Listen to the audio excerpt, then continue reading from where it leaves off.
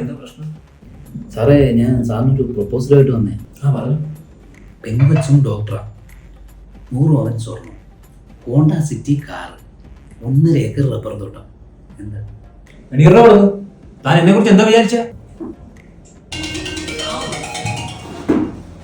Hello, അച്ഛാ. അത് കൊള്ളാം അച്ഛാ, അത് കൊള്ളാം. പറഞ്ഞായിരുന്നോ? ഒരു വിദ്യാസമ്പന്നനായ ഡോക്ടറുടെ മുഖത്ത് നോക്കി സ്ത്രീധനത്തിന്റെ കാര്യമൊന്നും പറയണ്ടായിരുന്നു.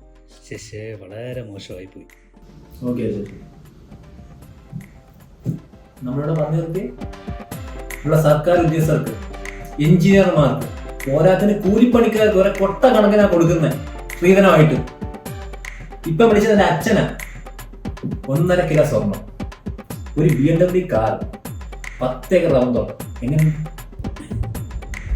സാറേ, എഴുന്നേറ്റ് 3 മണിയായി. ഇനി കുട്ടാരിയില്ലേ ഒരു യുവ ഡോക്ടറെ ആക്രമിച്ചതിനെതിരെ പ്രസംഗിക്കാനുള്ളതാണ്.